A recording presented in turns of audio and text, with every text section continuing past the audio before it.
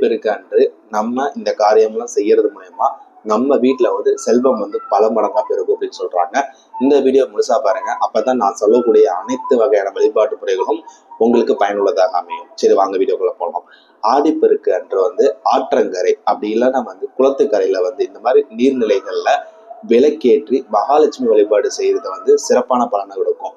நீர்நிலைகளை வந்து நீங்க காவிரி அன்னையாக பாவித்து நீங்க அந்த இடத்துல மஞ்சள், குங்குமம், பூ, வெற்றிலை, பாக்கு போன்ற மங்களகரமான பொருட்களை வந்து சீராக படைத்து அந்த இடத்துல நீங்க வழிபாடு செய்வது மூலயமா உங்களுக்கு ஒரு நல்ல பலனை வந்து இனி வரும் காலங்கள்ல குடும்பம் மற்றும் தொழில் ரீதியாக நிச்சயமா கொடுக்கும் அப்படின்னு சொல்லிக்கலாம். இந்த நாள்ல புண்ணிய நதிகள், குளங்கள், கடல் ஆகியவற்றில புனித நீராடி நம்மளோட முன்னோர்களுக்கு செய்ய வேண்டிய தர்ப்பணம், அந்த முறையான சடங்குகளை செய்வது வந்து ரொம்பவும் சிறப்பான பலன்களை கொடுக்கும். முன்னோருக்குரிய வழிபாடுகளை நம்ம முறையாக வருடம் மேற்கொள்வது மூலயமாவே நம்ம வீட்டுக்கு நடக்கக்கூடிய நன்மைகளும் மகிழ்ச்சியும் பெருகி நல்ல ஆனந்தமான வாழ்க்கையை வந்து நிச்சயமா கொடுக்கும் அப்படின்னு சொல்லலாம். திருமணமான சுமங்கலி பெண்கள் வந்து இந்த காலகட்டத்துல ஆடிப்பெருக்கு நாளன்று தாலி கயிறு மாற்றிக்கொள்ளலாம். பொதுவாகவே வந்து நம்ம சொல்லணும்னா திருமணமான பெண்கள் வருடத்தில் 2 முறை வந்து தாலிக்கரை வந்து மாற்றிக்கொள்வது சிறந்த பலனை வந்து குடும்ப ரீதியாக கொடுக்கும். மங்களகரமானவும் அது கருதப்படுது. ஒன்று எப்போ அப்படின்னா வந்து மதுரை மீனாட்சி திருக்கல்யாணம் அன்று, மற்றொன்று வந்து இந்த ஆடிப்பெருக்கு அன்று. இந்த ஆண்டு ஆடிப்பெருக்கு வந்து தாலிக்கரை மாற்றிக்கொள்ள உகந்த நேரம் அப்படின்னா காலை 7:45 இருந்து 8:45 உள்ள நீங்க வந்து உங்களோட தாலிக்கையில வந்து நீங்க மாற்றிக்கொள்ளலாம். சரிங்களா?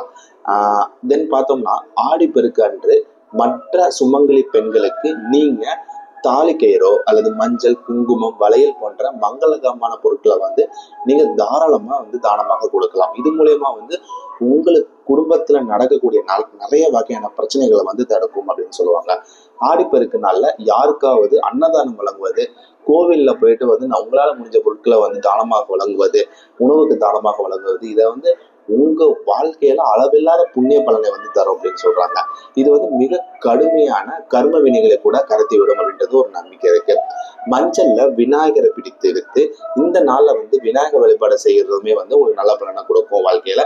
மஞ்சளுடன் கொஞ்சம் வந்து தண்ணீர் அப்படி இல்லைன்னா பசும்பால் இருக்கு பார்த்தீங்களா, அதை விட்டு உங்களால அந்த விநாயகரை பிடித்து அதை வெற்றிலை அல்லது வாழை இலையின் மீது அந்த விநாயகரை பிடிச்சதை வந்து வச்சு வழிபாடு செய்யறது வந்து ரொம்ப நல்ல பலனை வந்து கொடுக்கும். இது வந்து எளிமையான வழிபாடாக இருந்தாலும் மிகவும் சக்தி வாய்ந்த வழிபாடாக வந்து நம்ம சொல்லப்படுது. இது வந்து தடைகளை, உங்களுக்கு வாழ்க்கையில நடக்கக்கூடிய அனைத்து வகையான தடைகளையுமே நீக்கி சுபகாரியங்கள் தடையின்றி நடக்கவும் இந்த வழிபாடு வந்து உங்களுக்கு கண்டிப்பா பயனுள்ளதாக இருக்கும். பசுமாட்டுக்கு பூஜை செய்கிறது, அவற்றுக்கு தேவையான உணவுகளை கொடுத்து வழிபடுவதும் உங்களுக்கு நன்மை பலன்கள் கொடுக்கும். ஆடிப்பெருக்கு அன்று தினசரி வந்து வீட்டில் சமையலுக்கு பயன்படுத்தும் இந்த அரிசி, பருப்பு போன்ற பொருட்கள் குறையில்லாமல் வாங்கி நிரப்பி வைக்க வேண்டும். ஏன்னா அந்த ஆடிப்பெருக்கு அன்று வந்து உங்க வீட்டுல இந்த அரிசியோ அல்லது உணவுப் பொருட்கள், அந்த தேவையான அந்த அரிசி, பருப்பு, அது அந்த மாதிரி வந்து உணவுப் பொருட்கள் வந்து குறைந்து தீர்ற மாதிரி இருந்துச்சுன்னா அதை முன்னாடியே நீங்க வாங்கி வச்சுக்கோங்க. அந்த டைம்ல அளவு இல்லாம அதிகமா இருக்கிறது மூலயமா உங்க வீட்டுக்கு வந்து செல்வம் செழிப்பு அப்படின்றது நல்லாவே வரும் அப்படின்னு சொல்லுவாங்க. ஆடிப்பெருக்கு அன்று வந்து தங்க நகை வாங்க முடியாதவர்கள், அதாவது தங்க நகை வாங்க முடியாமல் சில பேர் இருப்பீங்க பாத்தீங்களா, அவங்க செல்வம் பெருக வந்து கல், உப்பு, மஞ்சள் ஆகியவற்றை சிறிதளவதாவது வாங்கி வைத்துக் கொள்ளணும் வீட்டுல.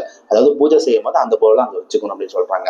இந்த ஆடிப்பெருக்குன்றது நீங்க குபேரருக்கு வந்து நாணயங்களை வந்து வச்சு அர்ச்சனையாக வழிபடலாம். இது வந்து வீட்டுல குபேர பூஜை செய்து வழிபாடு வந்து மிக சிறந்த பலனை கொடுக்கும். இந்த வீடியோல பார்த்தீங்கன்னா நம்ம நிறைய வகையான வழிபாட்டு முறைகளை வந்து நம்ம பார்த்துட்டு வந்தோம். இந்த வழிபாட்டு முறைகள்ல உங்களால முடிந்ததை நீங்க பண்ணிட்டு வர்றது மூலயமா இந்த நாள்ல வந்து உங்களுக்கு நல்ல பலனை கொடுத்து உங்களுக்கு வேலையில பிரச்சனையாக இருக்கலாம், தொழில பிரச்சனையாக இருக்கலாம், வீட்டுல குடும்ப வாழ்க்கையில பிரச்சனையாக இருக்கலாம், அல்லது வந்து திருமண வாழ்க்கை, அதாவது திருமணம் நடக்காம இருக்கலாம், குழந்தை பாக்கியம் இல்லாம இருக்கலாம். இந்த மாதிரியான எந்த பிரச்சனையாக இருந்தாலுமே இந்த டைம்ல நீங்க பண்றது மூலயமா உங்களுக்கு தடைகள் எல்லாம் நீங்கி, பிரச்சனைகள் எல்லாம் நீங்கி நல்ல பலனை கொடுக்கும் அப்படின்னு வந்து சொல்லலாம். இது போன்ற நிறைய வீடியோக்களை வந்து நம்ம உங்களுக்கு கொடுக்குறோம். அதனால நீங்க மறக்காம சப்ஸ்கிரைப் பண்ணிக்கோங்க. இனி எந்த வீடியோ போடலாம் அப்படின்றத நீங்க கமெண்ட் செக்ஷன்ல கொடுங்க. உங்களுக்கு இந்த வீடியோ பிடிச்சிருந்தா மறக்காம ஒரு லைக் பண்ணுங்க.